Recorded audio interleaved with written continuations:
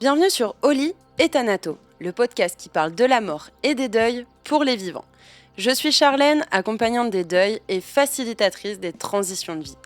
Dans ce nouvel épisode, notre invité va vous partager l'épreuve à laquelle il a dû faire face. Que lui est-il arrivé? Qu'est-ce qu'il a mis en place pour accepter cet obstacle de vie? Comment a-t-il fait preuve de résilience? Qu'est-ce qui lui a permis de se relever? À travers ces mots, vous percevrez qu'aussi terrible soit un deuil, une perte ou un changement, ce ne sont pas des fins en soi. Il est possible de s'en relever en cheminant pas après pas, chacun à son rythme et avec ses propres ressources. J'espère que vous trouverez l'écho et la résonance dont vous avez besoin pour cheminer dans votre propre processus, accueillir l'impermanence de la vie et voir cette transition comme une renaissance. Écoutons tout de suite son témoignage de résilience. Bonjour à tous, bienvenue sur ce nouvel épisode de Oli et Thanato. Aujourd'hui, j'ai le plaisir d'accueillir quelqu'un que je connais particulièrement bien, puisque c'est la personne avec qui je partage ma vie, qu'on peut appeler aussi bien Aurélien qu'Orios. Mais il n'y a pas mieux que lui pour se présenter, alors je te laisse nous dire un petit peu qui tu es. Bonjour. Alors, on pourra m'appeler Aurélien ou Orios, peu importe, c'est pas le souci. Alors, dans la vie de tous les jours, je suis à la fois surveillant en lycée pour dire de me nourrir en job alimentaire. Et je suis artiste depuis toujours, on va dire, mais j'ai pris les choses un peu plus au sérieux depuis 2 ans maintenant. Ok, et du coup, Auriol, je sais que, enfin moi je sais, les personnes ne le savent pas, que ça vient de ton prénom Aurélien. Est-ce que tu peux nous en dire un petit peu plus sur la signification? Oui, en fait, j'avais d'autres projets. Donc, j'avais des projets qui s'appelaient par exemple Blue Dancer, Ayana, etc. Et je trouvais que, quitte à assumer le fait de vouloir devenir professionnel dans la musique, d'avoir un nom d'artiste qui se rapprochait de mon prénom. Donc, Orios, enfin Aurélien vient en fait du grec et du latin de Aureus, et ensuite c'est Orios. Donc je trouvais ça vachement cohérent entre Aurélien et Orios. Et en plus de ça, Orios, Aurios, est un nom de pesticide et je trouvais intéressant du coup de l'utiliser avec un O pour contrer un peu ce côté-là de marque pesticide, etc., sachant que ça fait absolument pas partie de mes valeurs. Ouais, du coup, il y a un côté assumer ton identité, en même temps t'approprier un nom d'artiste en lien avec ta C'est vraie ça. identité. Le titre de cet épisode, c'est les mots MOTS sur les mots MAUX. C'est une expression qui me tient beaucoup à cœur. Et justement, on va parler aujourd'hui d'écriture. Comme tu l'as dit, tu es auteur, chanteur, compositeur. Avant toute chose, finalement, peut-être pourquoi écrire et pourquoi toi, tu t'es mis aussi à écrire. Pourquoi je me suis mis à écrire? Alors, je pense qu'il y a un côté très culturel parce que je viens d'une famille de musiciens, dont mon papa qui a toujours écrit, ou j'ai toujours connu écrire. Donc, je pense que c'est assez naturel. C'est une forme de transmission familiale, déjà d'un. Et de deux, je pense que moi qui adorais, enfin qui adore d'ailleurs toujours, puisque tu le sais, les BD, plus les BD que lire un bouquin par exemple, parce qu'un bouquin, c'est beaucoup trop long pour moi. Je trouvais ça assez naturel de mettre dans l'écriture et c'était aussi ma façon de savoir m'exprimer parce qu'il y a des choses que je ne sais pas forcément dire, même si ça va mieux aujourd'hui, dans la vie de tous les jours. Par contre, l'écrire et le chanter, c'est une faculté que j'ai assez naturellement et que j'ai travaillé en fait tout au long de ma petite vie. Ok, et du coup, tu dirais qu'il y a une forme de décharge émotionnelle, d'écrire ce que tu n'arrives pas à dire et finalement de passer par l'art, par l'écriture, par la chanson pour transmettre des messages et une sorte un peu plus de subtilité finalement en passant par l'écriture et par la musique plutôt que de dire les choses avec des mots dans une discussion de tous les jours. Bah, en fait, je trouve ça beaucoup plus poétique, beaucoup plus posé, beaucoup plus sincère, parce que dans la vie de tous les jours, on est pris par pas mal de choses, par pas mal de contraintes. Alors que quand on écrit, quand on chante quelque chose, on est un peu hors du temps. Et je trouve ça beaucoup plus intéressant, beaucoup plus personnel. Et effectivement, dans ma manière d'écrire et de percevoir l'art, je considère ça aussi. Alors, c'est très stéréotypé ce que je veux dire, mais c'est une forme de catharsis. Et je pense qu'il y a pas mal d'artistes qui sont comme ça, que ce soit des peintres, des romanciers ou des musiciens. Ok, et bah le mieux, je pense que c'est qu'on puisse prendre un petit peu différents exemples avec différents titres que tu as pu écrire. Et où il y a justement cette notion de deuil. J'ai envie qu'on commence par une chanson qui nous est chère à tous les deux, une chanson que tu as écrite mais qui reflète notre histoire, et pas notre histoire uniquement à tous les deux, mais qui parle tout simplement du deuil animalier, qui s'appelle Coup de bambou. Bambou étant et est toujours dans notre cœur, mais était notre petit cocker américain. Est-ce que tu veux justement nous dire comment tu as pu finalement, il y a une part de comprendre le fonctionnement, comprendre le monde, comprendre la vie et le remettre justement à l'écrit par les mots. Qu'est-ce que tu as envie de nous dire sur cette chanson? Qu'est-ce que j'ai envie de dire? Qu'est-ce que j'ai envie de dire? Bah, ce que je dis, généralement, déjà pendant les concerts, quand, je commence, cette chanson, enfin juste avant de commencer cette chanson, pardon, c'est de dire qu'on sait écrire des chansons sur, des êtres perdus, mais je vais parler d'humains. On parle beaucoup de ça, alors que parler de son chien, je vais pas dire animal de compagnie parce que c'est pas forcément un terme que j'affectionne. Hem, il y en a pas énormément, finalement, et pourtant, c'est des êtres qui font partie de nos vies. On a du chagrin quand on les perd, et je dirais que écrire cette chanson-là, c'est d'abord, hem, faire un hommage, parce que cette chanson, c'est un hommage. Ensuite, effectivement, ça fait partie, je pense, du processus de deuil parce que, au moins on assume les choses, on assume notre vie, on assume, notre chagrin, on assume tout ça. Et ensuite voilà, c'est un partage avec les gens qui n'ont pas forcément en plus ce genre de chansons, à écouter, quoi. Parce que, il y a combien de personnes qui perdent leur chien? Le la vie d'un chien, c'est entre, 10 et 15-16 ans, j'ai envie de dire, en moyenne. Au final, ils font partie de nos vies, mais d'une manière assez restreinte parce que, bon, malheureusement, leur espérance de vie est pas longue, et ces gens-là, bah, quand ils ont perdu leur chien, ils ont pas forcément de chansons, il y a pas forcément un deuil qui est fait par rapport à ça. Enfin, il y a pas réellement une aide aussi par rapport au deuil parce que, enfin, on peut se moquer, des fois de: «Ouais, bon, c'était ton chien, OK, mais bon, c'est pas un humain, c'est pas ci, c'est pas ça». On tombe, souvent sur, ce genre de remarques. Alors que moi, j'aurais tendance plutôt à mettre ça sur un pied d'égalité. Il y a pas de Pour moi, il y a pas de hiérarchie, réelle dans la mort, en fait, hein, dans la mort et dans le deuil. Et en plus de ça, bah, voilà, je voulais faire un hommage. J'insiste vraiment sur le côté hommage parce que c'était ce que je voulais faire et c'est ce que j'avais promis aussi à Bambou de lui faire une chanson, parce qu'elle, même pas une question de mérite, elle a fait partie de nos vies, et vu que j'écris, sur ma vie, sur nos vies, sur le côté très personnel, je trouvais ça très cohérent. Et il faut savoir aussi qu'elle devait pas du tout sortir en single, elle devait pas sortir, du tout, elle devait pas être enregistrée, elle devait pas faire partie des concerts. C'était une chanson pour le coup très personnelle qu'on devait garder à 3. Voilà. Avant d'en écouter un court extrait, j'ai envie de réagir et de rebondir sur plusieurs choses que tu disais. La notion du deuil animalier qui est vraiment pas encore du tout prise en compte et qui est même parfois un peu raillée et ridiculisée finalement dans notre société. Je prends un petit peu cet écho, c'est aussi quelque chose dont on a parlé avec Faustine sur l'épisode qui est sorti début janvier, et où justement on a souvent c'est pas grave, t'en retrouveras un ou t'en rachèteras un. Alors oui, de manière terre à terre, ça peut être vrai. Néanmoins, pour le coup, c'est Bambou que je voulais au moment où on l'a perdu, ou que toi tu voulais au moment où on l'a perdu, et pas un autre cocker américain avec les taches noires et blancs au même endroit, parce que c'est pas la même chose et c'est pas la même relation. Et la deuxième chose sur laquelle je voulais réagir, c'est le fait que tu dis qu'il n'y a pas de hiérarchie dans le deuil. Ça, je pense que c'est vraiment important aussi pour pouvoir mettre le deuil animalier un petit peu plus en avant et qu'il soit pris en considération, qu'il soit accepté en tant que tel, que les émotions associées à ce deuil et à cette perte soient aussi légitimées. C'est le fait que finalement, qu'on perde un chat, un chien, un oiseau, un parent, un frère ou une sœur, en réalité, c'est vraiment la force du lien qui nous reliait et qui nous attachait à l'être vivant qui est de l'autre côté et qui a maintenant disparu. Que cet être soit humain ou animal, finalement, c'est propre à la personne.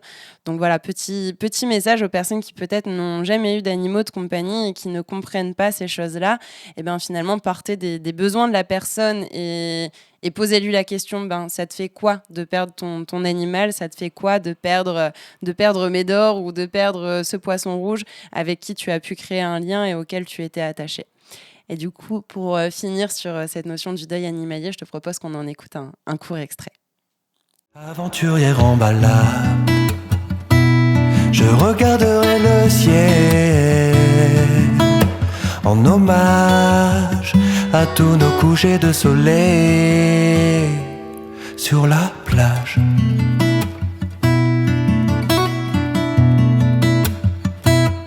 Et si j'ai un coup de bambou, je penserai à toi et à nous. On tiendra le coup, bambou, car vivre c'est aimer jusqu'au bout. Ouais.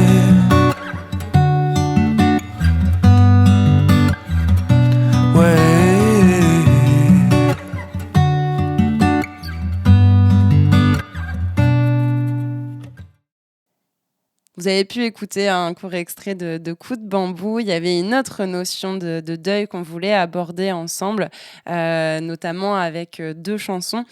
C'est la notion du deuil d'un monde d'avant et le deuil de l'innocence avec 2 chansons. La première qui est La Marche des Terriens et la deuxième qui s'appelle Peace and Love. Est-ce que tu veux nous parler de chaque chanson indépendamment l'une de l'autre ou ensemble ? Alors, La Marche des Terriens, elle est sortie l'année dernière déjà, en 2023. C'est le premier single que j'ai sorti. Alors, effectivement, ça parle, au-delà du deuil, ça parle aussi de l'éco-anxiété que j'ai ressenti en 2020, en 2021. En fait, énormément pendant cette période de Covid, où on en parlait aussi énormément. Et j'avais à cœur, en fait, de parler de ce sujet-là, qui est quand même un sujet central aujourd'hui, hein. Ça devrait faire même 30 ans qu'on devrait en parler plus souvent. Et oui, en fait, par rapport au monde d'avant, tout simplement parce qu'il y a des choses, il y a des questions que je me pose un peu plus moi-même aussi quand je fais de la musique, par rapport à mes achats. Je fais beaucoup d'achats d'occasion parce que la musique, on va pas se mentir, niveau impact carboné, on est quand même plutôt pas mal entre les ordinateurs, les claviers, enfin j'en passe, mais ceux qui sont musiciens, pardon, vont se reconnaître. Donc j'essaye de faire pas mal de choses en fait d'occasion dans ma démarche artistique. Mais pour autant, dans La Marche des Terriens, ce que j'ai voulu aborder aussi, c'est les nouvelles formes de récits. D'ailleurs, ça fait partie du refrain, parce qu'on parle toujours on parle toujours de la même chose dans nos sociétés, hein, de l'argent, d'une certaine forme de réussite. C'est quoi la réussite aujourd'hui ? Enfin, moi-même, j'en fais partie de ce monde. Je me sens pas exclu de ce monde. Je me sens pas à côté. J'ai pas cette prétention-là, même si j'aimerais, mais au final, j'en suis pas encore là aujourd'hui. Donc ça, c'est vraiment pour La Marche des Terriens. Et puis pour Peace and Love, c'est aussi d'actualité parce que Peace and Love, ça parle de la guerre, quoi. Ça parle d'un sujet où on est en 2024. Du coup, j'allais dire 2023, mais le temps passe quand même vite. On est en 2024 et j'ai l'impression qu'il y a toujours ce cycle qui revient à chaque fois. La Russie contre l'Ukraine, on va parler de la Palestine avec Israël. Enfin, c'est toujours les mêmes sujets depuis que je suis né, j'ai l'impression, où il y a toujours cette même mauvaise rengaine qui revient. Et en plus de ça, qui est quand même vachement en lien avec l'écologie, avec toutes ces choses-là. Parce qu'au final, plus on va avancer logiquement dans cette forme de terreur un peu écologique, plus il va y avoir de guerre, hein. C'est un peu le sens des lectures que j'ai pu avoir aussi avec, par exemple, Naomi Klein, par exemple, ou Cyril Dion. Eux-mêmes en parlent forcément parce qu'il va y avoir des réfugiés climatiques, donc il va y avoir des tensions. Et en plus de ça, on en parle déjà assez de ces tensions-là, sans parler d'écologie. Donc, je trouve que ces chansons, j'avais même pas fait le lien en fait, hein, je fais le lien aujourd'hui, mais Peace and Love, où je parle de la guerre, je parle des tranchées, etc. Et La Marche des Terriens, où j'aimerais bien aussi qu'on parle qu'on parle d'autres choses, qu'on crée des nouveaux récits. Donc, au final, je parle un peu du passé et du présent pour essayer moi-même, tout seul dans ma tête, à me projeter vers un futur qui pourrait être peut-être différent. Peut-être pas meilleur, mais du moins différent. C'est super intéressant parce que tu as parlé justement des nouveaux récits. Il y a le fait de faire le deuil du monde tel qu'il est aujourd'hui, où il y a encore cette notion de guerre, si je le fais de manière un petit peu plus réduite et un petit peu plus courte, pour en même temps finalement construire un nouveau monde qui serait un monde de paix. C'est ce dont on parle dans les nouveaux récits, et je trouve que ça fait un très beau lien avec des nouveaux récits, mais peut-être plus personnels, parce que justement l'autre notion qu'on voulait aborder, c'est le deuil d'une part de soi, le fait de s'extraire d'un schéma qui est préconçu avec un objectif de s'assumer et de s'affirmer. Et il y a une chanson qui est à la fois dans cette notion de deuil d'un monde d'avant, deuil de l'innocence et deuil d'une part de soi. Elle s'appelle Putain c'est beau, et cette chanson, derrière il y a des messages où le but est un peu de, en tout cas pour toi, de te dénuder, de montrer aussi une forme d'hypersensibilité et de faire le deuil de l'image de l'homme avec un grand H, et des normes qui étaient établies et des normes qui sont à changer. Je te propose, avant de réagir, qu'on en écoute un court extrait. Je veux pas finir dans l'été dansant sans conviction. Je veux pas finir dans l'été dansant et m'enfermer dans une vie qui ne sera jamais la mienne, qui ne sera jamais la mienne. Je pense aussi que le monde est stone, un monde peuplé d'agoraphobes. On se regarde, on se méfie, mais qu'est-ce qui le justifie? Quand se terminera cette course folle? Je n'ai jamais trop aimé les normes, l'orgue triste des églises, ni les égos un peu trop énormes. Du coup, qu'est-ce que tu as envie de me dire sur cette chanson ? Alors, Putain c'est beau, je vais dire exactement ce que j'ai pendant les concerts et ce que tu as dit juste avant. Je pense que c'est la chanson où personnellement je me dénude le plus, parce que c'est un peu un méli-mélo de tout ce que je pense. Je l'ai écrit un jour, j'ai écrit d'une traite, cette chanson, parce que je pense que j'en avais besoin. J'avais besoin de dire toutes ces choses-là. Donc, par exemple, je parle à un moment donné des femmes. Et un jour, les femmes pourront se balader sans peur du mal. Donc, les hommes, qui pensent tout posséder. Et en fait, je pense qu'on est encore dans cette forme-là de pouvoir sur les femmes que je trouve assez abjectes, sans partir pour moi dans des choses assez extrêmes, mais l'égalité entre hommes et femmes, chez moi, ça n'a jamais été quelque chose de réfléchi, vu que pour moi, ça a toujours été très vrai, très cohérent, et voilà, enfin, c'est tout. J'ai jamais songé, moi, à cette forme-là.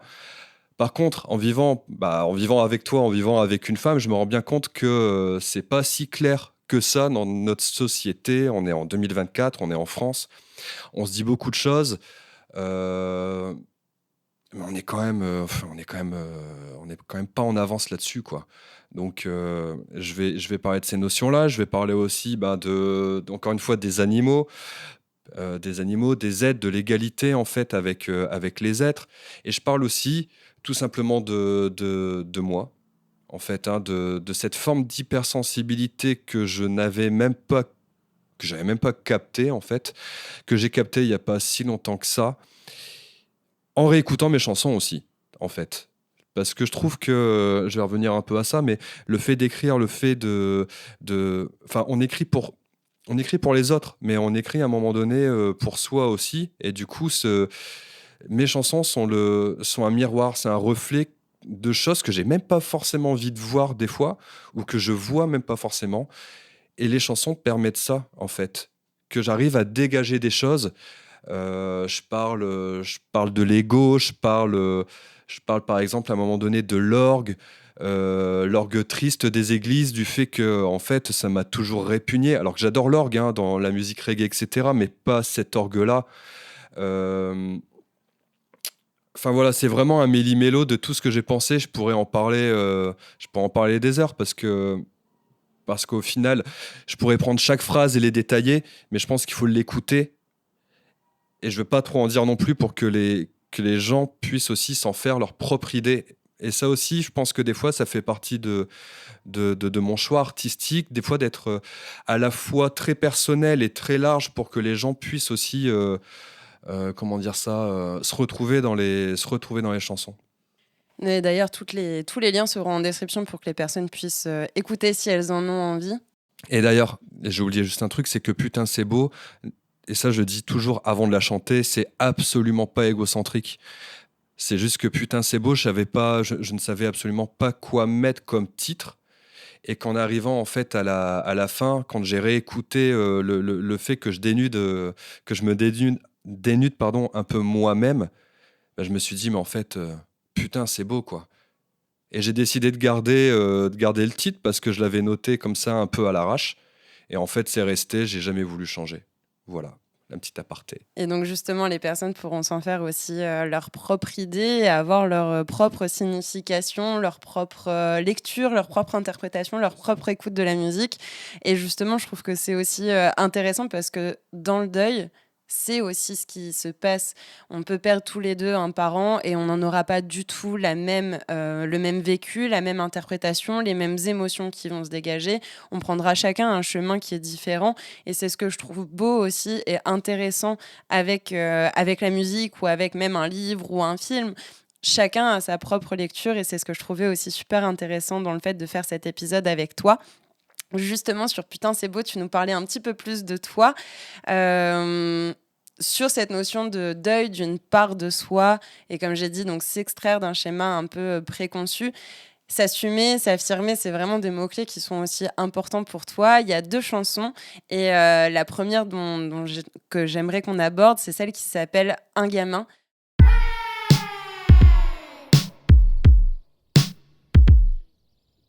Je n'arrive toujours pas à regarder au loin. Je sais toujours pas ce que sera demain. Pourquoi tu me demandes de prendre la main et de faire ma vie avec un gamin? Je n'arrive toujours pas à regarder au loin. Je sais toujours pas ce que sera demain. Pourquoi tu me demandes de prendre la main et de faire ma vie avec un gamin? Pour toi, un gamin, c'est faire le deuil de quoi? Alors, un gamin. Un gamin, c'est tout simplement, en fait, on parle là de vision, on va dire, un peu normale de la société, où on arrive à la trentaine, on est censé avoir des enfants, on est censé être propriétaire, avoir une maison, avoir un cadre de vie qui est déjà stable. Enfin bref, on va pas se mentir, c'est pas notre cas, je parle pas que pour moi, c'est pas réellement notre cas, on vit dans un studio, enfin bref. Après, c'est notre vie à nous et on l'assume parce que c'est pas ça qui nous dirige dans la vie. Et un gamin, ça va plus loin parce que ça parle de la notion de la parentalité, d'être parent, mais surtout au-delà d'être parent, de faire soi-même notre propre enfant aussi, parce qu'on n'est pas forcément nous contre adopter de manière très personnelle. Mais un gamin, il y a ce lien aussi en fait avec la marche des terriens, le fait qu'on ne sait pas réellement ce qui va se passer. Alors déjà, généralement, on a du mal à imaginer le futur. Mais dans notre société aujourd'hui, je trouve que c'est encore un peu plus compliqué. Du coup, avoir un enfant, comment moi je fais pour avoir un enfant? Comment je fais pour sortir aussi tout simplement d'un schéma de société qui est préconçu? Est-ce que je me donne le droit de le faire? Est-ce que je me donne le droit d'assumer aussi le fait que j'ai pas forcément envie d'avoir un enfant, pardon. Enfin, j'ai déjà eu des réflexions par rapport à ça. C'est souvent plus les femmes, je trouve, qui ont le droit aux remarques les plus abjectes par rapport à ça. Ouais, c'est souvent plus moi qui ai les réflexions que Oui. toi, disons-le. Oui, mais par exemple, travaillant en lycée, on dit pourquoi est-ce que tu as un enfant? Non, t'en veux pas? Bah non, je veux pas forcément d'enfant. Bah ouais, mais c'est quand même le but de la vie. Bah non, c'est pas forcément le but de ma vie, c'est peut-être le but de ta vie. Donc ça, c'est encore des choses qui sont parfois un peu compliquées à comprendre pour les gens. Ouais, et puis justement, il y a cette notion de deuil parce que le fait de s'assumer, d'affirmer le fait que, bah oui, on ne veut pas prendre ce chemin-là, c'est aussi devoir faire face à certaines critiques parce que c'est le chemin qui est un petit peu tout fait. Ouais. Encore une fois, j'ai Ouais, c'est rien vrai. contre ça, hein, et toi non plus. Il y a un respect de ce que, on va dire, Carrément. peut-être la majorité des personnes souhaitent, ce qui est tout à fait OK. En tout cas, c'est pas en écho, nous, et là je peux parler en nous, c'est pas en écho avec nos valeurs, mais par contre, dans un autre sens, ça, c'est pas forcément toujours respecté. Et parfois, on veut nous ramener un petit peu vers le chemin. Donc, c'est aussi s'extraire de ça, c'est laisser mourir quelque chose pour renaître autrement, tout en devant faire face parfois à certaines remarques remarques, critiques, réflexions ou alors questions assez récurrentes, on va dire. Après, ça, honnêtement, je vais être un peu cash, hein, je m'en fous un peu.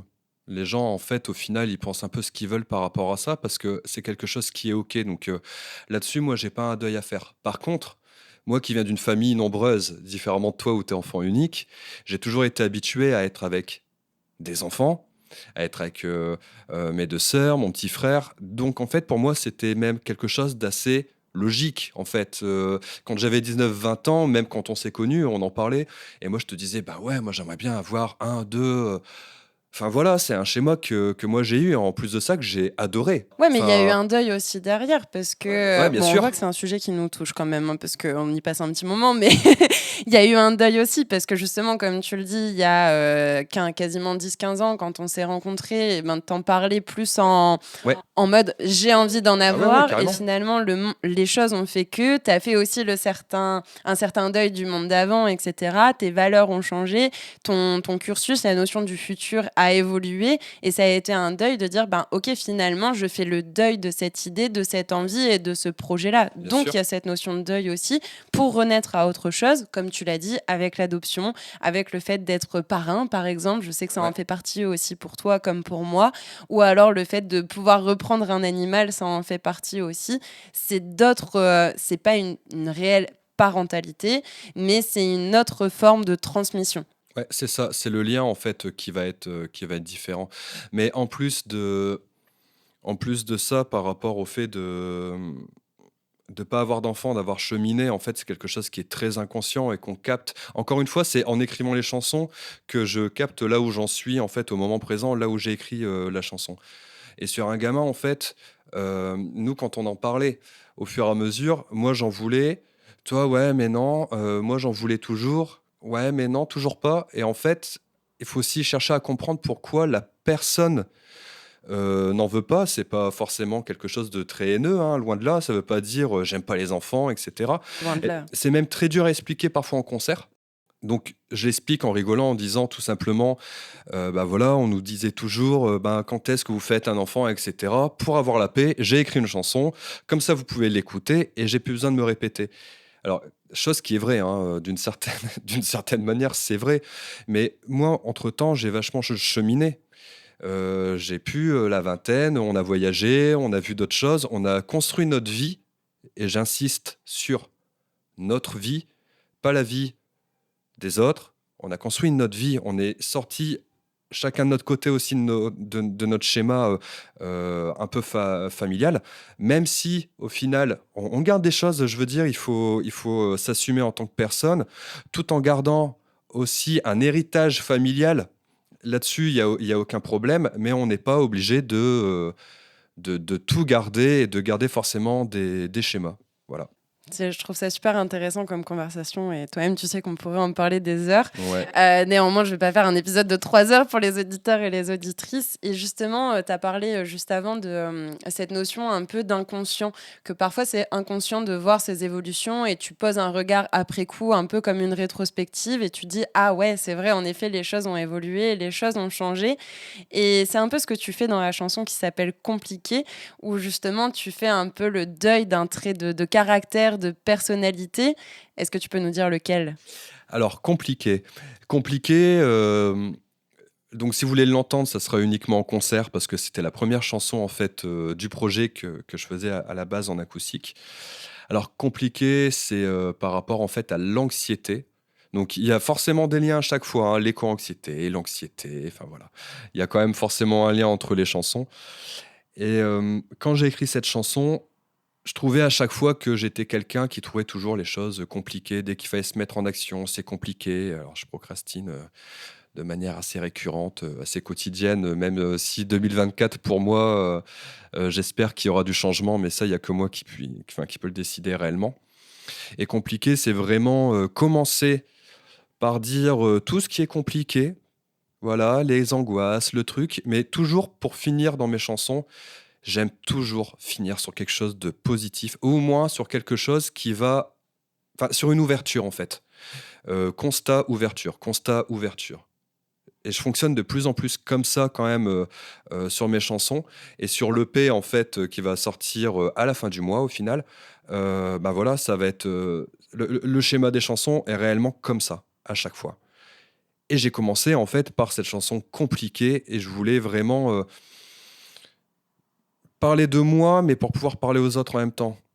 Dire que en fait moi, si je suis angoissé, si je suis anxieux, si parfois je me mets moi-même des bâtons dans les roues, il y a forcément à un moment donné un truc qui peut changer.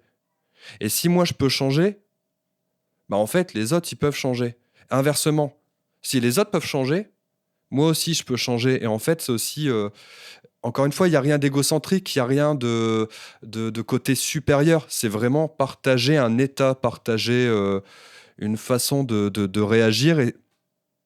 Et moi-même, je me dis déjà assez, et la vie est déjà assez difficile parfois, pour que moi je dise à chaque fois aux gens, bah c'est compliqué. Ouais, et Puis il n'y a rien à faire. Bah non, il puis il y a faut cette aller phrase au-delà. il y a cette phrase qui revient assez souvent dans cette chanson qui est c'est compliqué de sortir de ma tête. Mais c'est pas parce que c'est compliqué que c'est impossible. Ça Ouais, demande carrément. un travail, ça demande un Carrément. effort, ça demande un chemin. Ça demande de se casser la gueule parfois aussi pour pouvoir rebondir, pour pouvoir remonter, pour pouvoir retomber, pour pouvoir remonter et rebondir. Mais c'est pas infaisable. Il y a tout un cheminement aussi derrière. Et encore une fois, ça fait encore une fois écho à la notion de deuil comme moi je la vois, parce que peut-être que les gens vont se dire, mais finalement, elle fait un épisode avec, j'allais dire avec son homme, mais je devrais dire avec son mari, parce qu'on est mariés, même si j'aime pas cette expression-là. J'aime pas ce mot. Si je l'embêtais, je dirais avec mon époux. Oui, vous rentrez un petit peu dans notre intimité, mais comme ça, au moins, ça nous crée du lien entre vous, auditeurs, auditrices, et nous.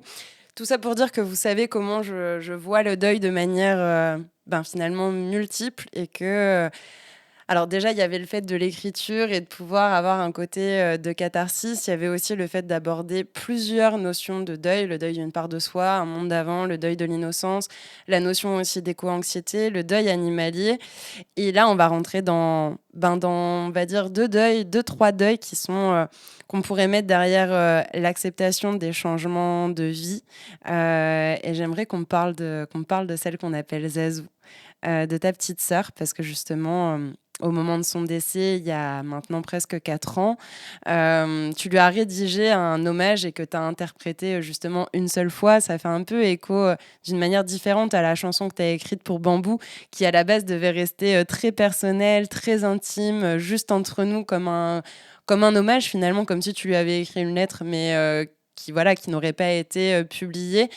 Et justement, en quoi, peut-être avec cet exemple-là, dans ces moments-là, l'écriture, la chanson, le fait de composer finalement quelque chose, d'ailleurs que ce soit, qu'importe le type d'art qui est utilisé derrière, qu'est-ce que ça te permet d'avoir? C'est quoi aussi un petit peu les bénéfices pour toi, les bienfaits?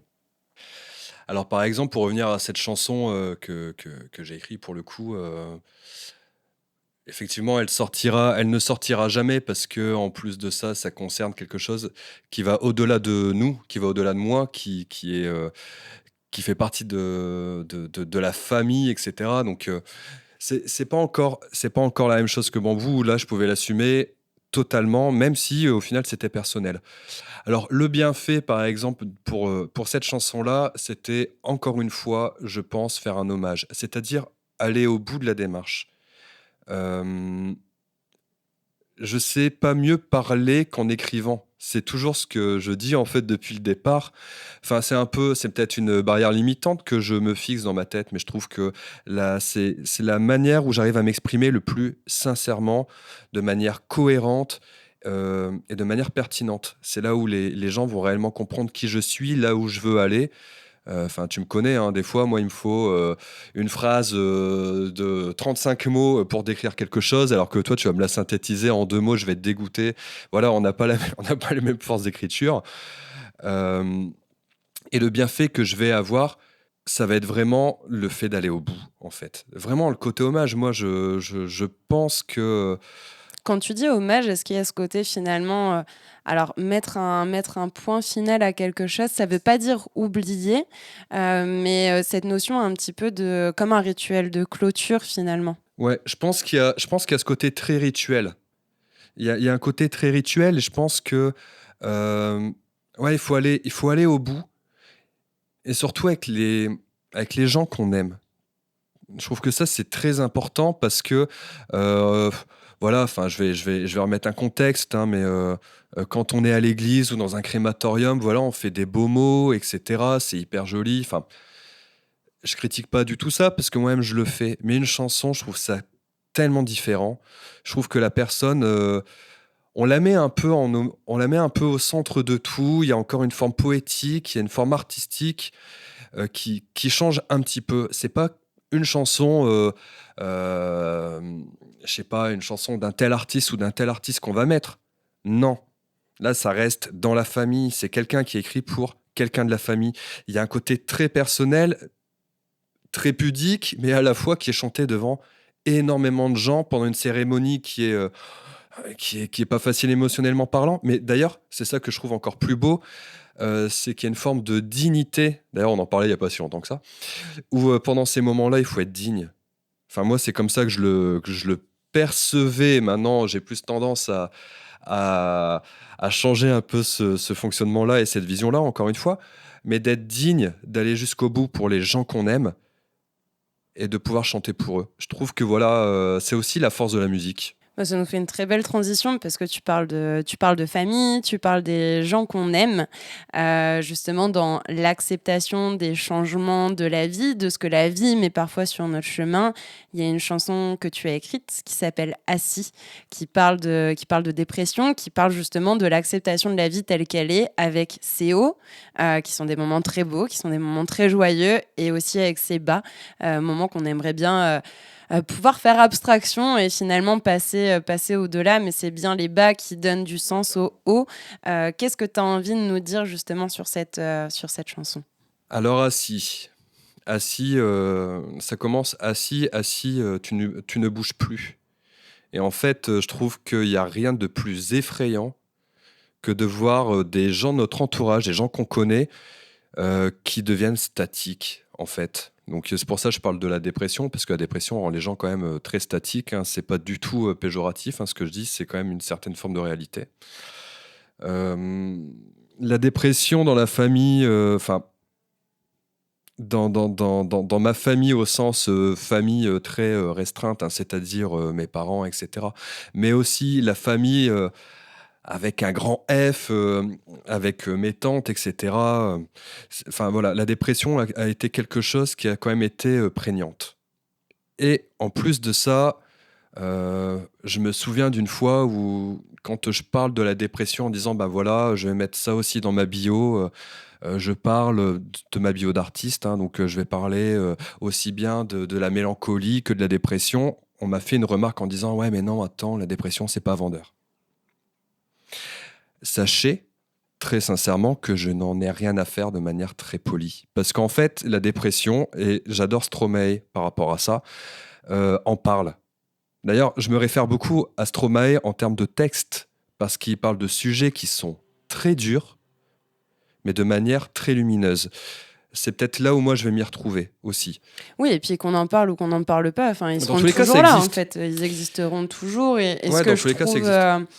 ce que je trouve ouais, beau, finalement, à travers aussi cette chanson qui s'appelle Assis, c'est que quand une personne est en dépression ou même malade, je pourrais Ouais, même bien sûr. finalement l'extrapoler à toute forme de maladie. On a parfois du mal à détacher la personne de sa maladie et on ne veut pas toujours faire le deuil de Non, la carrément. personne qu'elle était avant Non. cette dépression. Ah, elle était rigolote, elle avait toujours un mot pour rigoler, etc. Elle voulait faire la fête. Ben maintenant, elle veut que rester chez elle.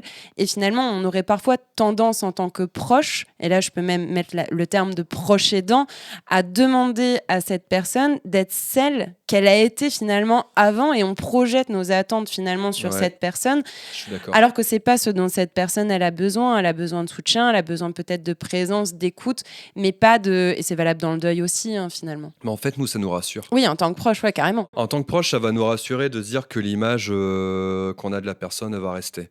Donc là, pour le coup, je peux parler de mon père, hein, parce que cette chanson, de base, vient quand même de ça, vient de moi-même avec, non pas de la dépression, mais moi, on pourrait parler plutôt d'épisodes plutôt dépressifs, plutôt que de dépression.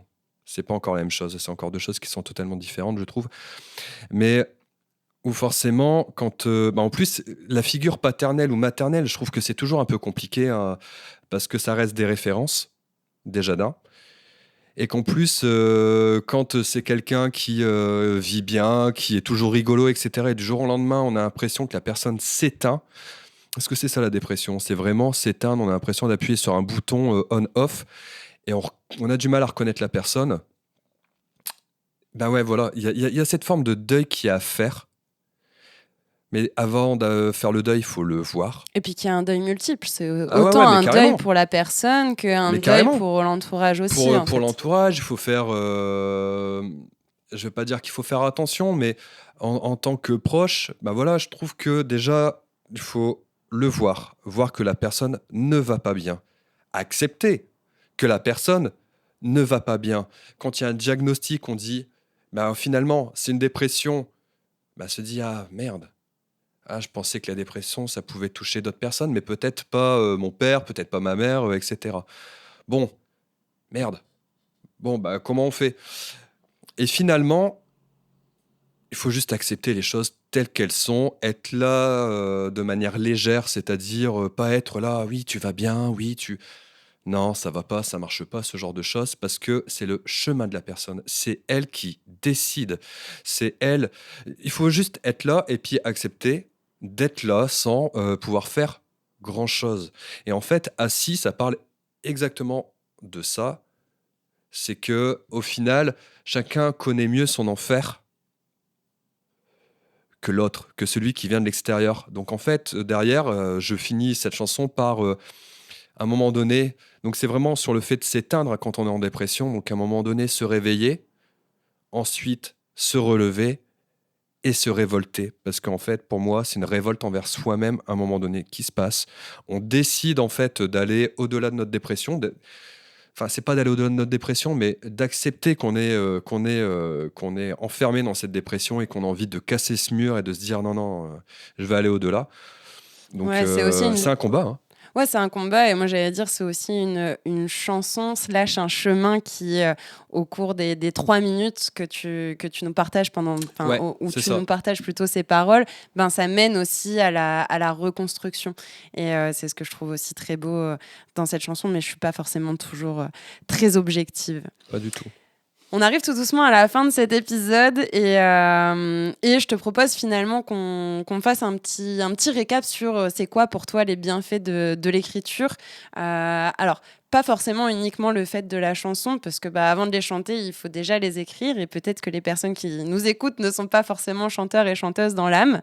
Néanmoins, rien que les bienfaits de l'écriture, tu nous as dit déjà rendre hommage aux personnes, je pourrais même dire à certaines situations ou à la vie au sens large, au sens de la célébration de « Ok, tu es parti, mais tu es toujours là » et ça fait écho à cette phrase que je pense que les personnes commencent à connaître peut-être par cœur, mais le deuil étant le fait de rendre une absence extérieure en présence intérieure. Est-ce que tu dirais qu'il y a d'autres bienfaits finalement pour toi?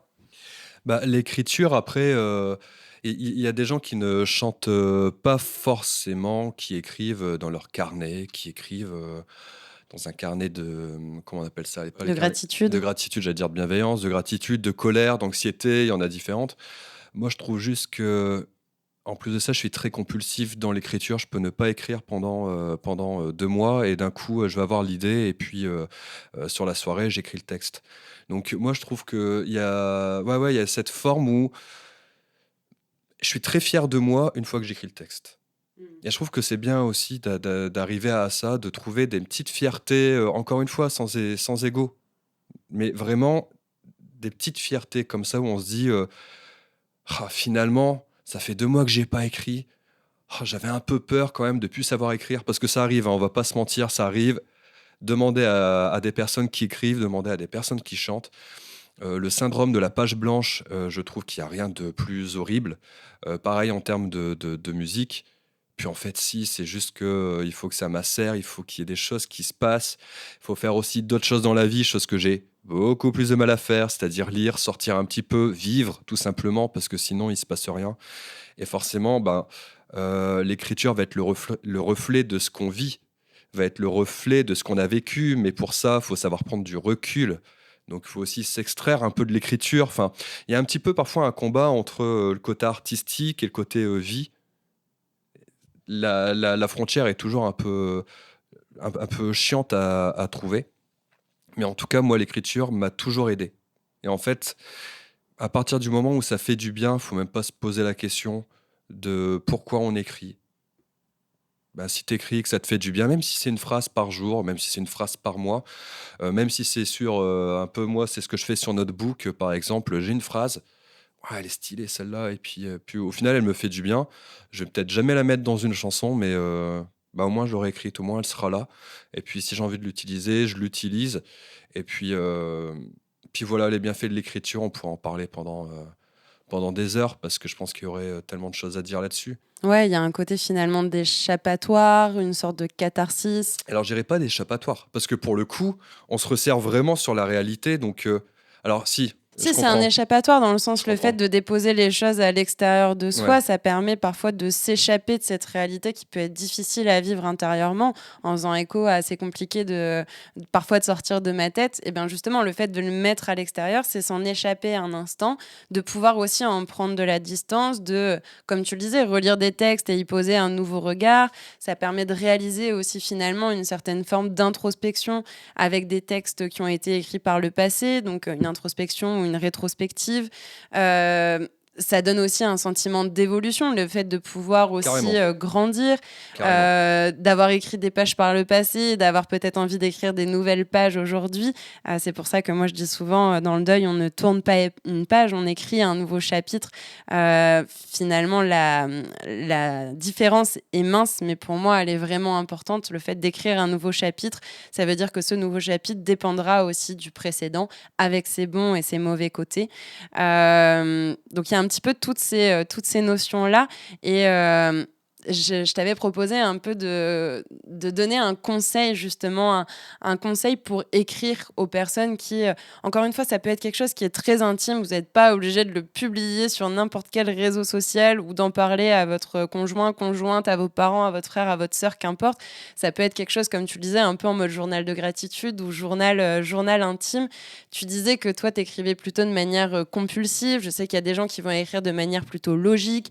Il y en a qui vont écrire en alexandrin, pas en alexandrin, avec ou sans faute d'orthographe. Ou avec des rythmes aussi, ouais. Si tu avais un mot, je dirais un peu déculpabilisant, une personne qui nous écoute, qui a perdu quelqu'un, qu'importe quel type d'être vivant et le lien qu'il a rattaché à cette personne, et qu'elle aurait envie d'écrire quelque chose, ce serait quoi le mot déculpabilisant que tu lui donnerais ? Waouh. Vas-y, parce qu'en fait, au final, ça t'appartient à toi. Donc, en fait, il faut le faire. Il n'y a pas de... En fait, il faut être dans l'action, je pense. Quand on a un besoin, il faut être dans l'action.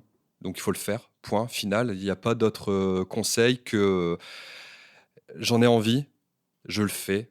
Peu importe le regard des autres, peu importe, ça, on s'en fout. Parce que ça peut rester dans un carnet pendant toute la vie et c'est très bien comme ça pour certains.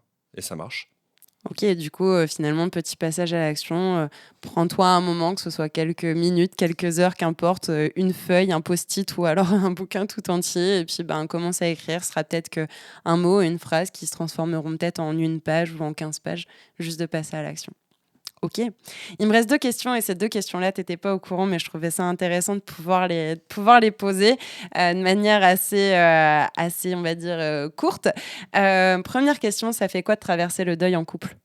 Ça fait quoi de traverser le deuil en couple? Ah ben, je trouve que quand on est en couple, alors après, du coup, c'est hyper subjectif, c'est très personnel. Ouais. Quand on est des personnes qui arrivent à parler, à discuter, je trouve ça parfois, alors, je vais pas dire plus facile, mais du coup, on a aussi une vision qui est différente de la nôtre.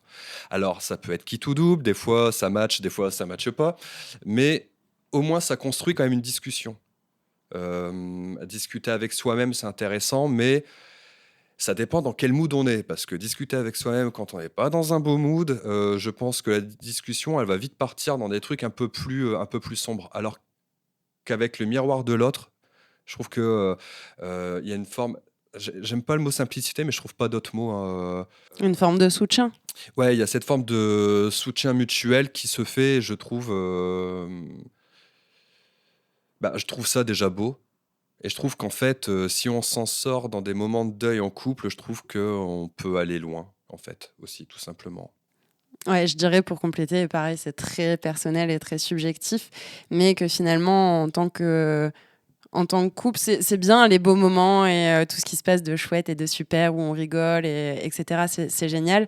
Mais là, si je parle de nous, je trouve que les moments où on a été les plus beaux et où je me suis dit que tu étais la personne avec qui j'avais encore envie de partager ma vie, c'est justement dans les moments les plus difficiles, au moment où on a perdu des personnes, au Ouais, bien moment où sûr. on a perdu des êtres vivants, où je nous ai trouvés beaux, où oui, on n'était peut-être pas forcément d'accord, on ne le vivait pas de la même manière, mais en tout cas, je me suis sentie soutenue, respectée, prise en considération, en tout cas dans ces moments-là. Et je trouve que c'est vraiment, vraiment une force. Ouais, je le dirais vraiment comme ça, c'est vraiment une force. Je trouve aussi que à partir du moment où on se retrouve dans ce genre de cas et qu'on arrive à le faire de cette manière-là, le deuil passe un peu plus facilement.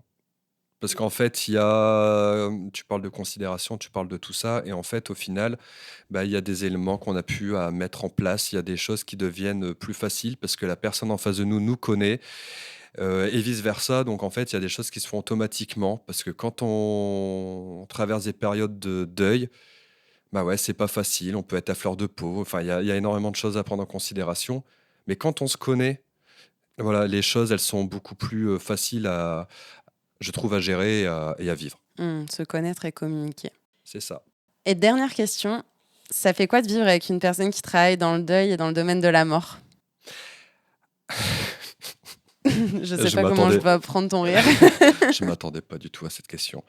Alors, il y a plusieurs aspects. Alors, je dirais que des fois, ça me saoule parce que j'entends parler quand même du deuil et de la mort environ 365 jours sur 365 jours. Donc, parfois, c'est pas facile. Mais en même temps, parler de musique, 365 jours sur 365 jours, est-ce que c'est facile pour l'autre? J'en suis pas sûr non plus. Donc là, je dirais juste que quand on est passionné par ce qu'on fait, c'est tout. On sait que nous, on est passionné par nos activités. Donc, on en parle beaucoup, etc. Donc, c'est un peu le côté usant, mais du coup, je partirais du deuil, mais aussi de la musique. Après, moi, je trouve que ça m'a ouvert quand même des champs de réflexion, etc. Parce qu'au final, voilà, des fois, je trouve que nos sociétés font qu'on rend encore plus lourd le deuil, alors que les personnes, malheureusement, n'ont pas besoin de ça. Plutôt, ils ont besoin qu'on les allège, qu'on les aide, qu'on les accompagne, mais pas forcément qu'on leur rajoute un truc, un sacerdoce, comme on dit, euh, plutôt dans la religion catholique. Et du coup, ça ouvre les champs des possibles. Et du coup, ça déculpabilise sur certaines choses, même sur des moments où moi j'ai réagi peut-être de manière, comment dire, un peu difficile pour moi personnellement. Et moi, je trouve que ça aide en fait. Bon, même les apéros de la mort, etc. Au début, je me disais, c'est quoi ce truc et tout, ça existe. Bon, puis au final, maintenant, j'en parle même à mes collègues qui eux-mêmes maintenant sont choqués. Mais je pense que, en fait, au fur et à mesure, voilà, les gens vont peut-être capter qu'il y a des choses à faire dans ce milieu-là, qu'en fait, la mort fait partie de la vie et que, voilà, il faut accompagner les gens et il faut aussi un peu désacraliser, je trouve, certaines choses. Merci. Je pense que je ferai un bon commercial. T'es devenu mon ambassadeur, tu plantes des graines pour moi. Est-ce qu'il y a quelque chose que tu voulais rajouter? On peut bien sûr te retrouver sur les réseaux, sur Insta, sur Facebook, sur YouTube, sur les plateformes d'écoute aussi, Spotify, Deezer, etc., sous le nom d'Orios et Orios Music. Est-ce Exact. qu'il y a quelque chose que tu voulais rajouter? Ton EP sortira normalement à la fin du mois. C'est ça. À la fin du mois ou au courant d'avril. On n'a pas la date encore exacte parce qu'on enregistre cet épisode en janvier. Est-ce qu'il y a autre chose que tu voulais mentionner? Je voulais juste mentionner une dernière chose, c'était pour l'écriture, j'ai oublié de le dire tout à l'heure. J'ai fait une masterclass avec un monsieur très gentil qui s'appelle Sanseverino, qui est un artiste qui fait de la musique manouche. Et par exemple, il donnait différentes méthodes pour écrire. Commencez par exemple par un titre, tout simplement, où vous notez, je ne sais pas, éléphant. Et pendant 3 minutes, vous écrivez sans vous arrêter. Sans vous arrêter, peu importe si ça a du sens ou pas. À la fin de ça, vous gardez ce qui est cohérent et vous commencez à écrire votre chanson. Déjà, ça sera un premier pas, enfin une chanson, un roman, voilà. Mais au moins, vous pouvez commencer à vous éclater un peu comme ça. Et surtout, éclatez-vous. Moi, j'en ai trop fait avec la musique. À un moment donné, ça reste une passion, ça reste du plaisir. L'écriture, c'est pareil. Voilà. Je dirais sans vous arrêter et sans vous juger aussi, C'est je ça. pense que c'est important. Sans trop d'attente, sans trop d'enjeux, et les choses vont glisser. Merci beaucoup. Merci. Aurelios, Aurélien, cher époux. Merci Oliatma, Charlène, je pourrais dire beaucoup de choses. Merci à toi. Un grand merci pour votre écoute, votre attention et votre fidélité sur ce podcast.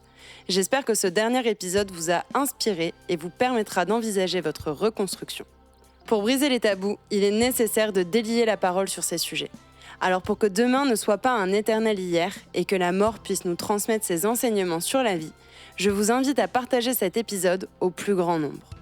Ensemble, changeons notre façon de voir la mort et pour cela, je vous donne rendez-vous ici même dès lundi prochain.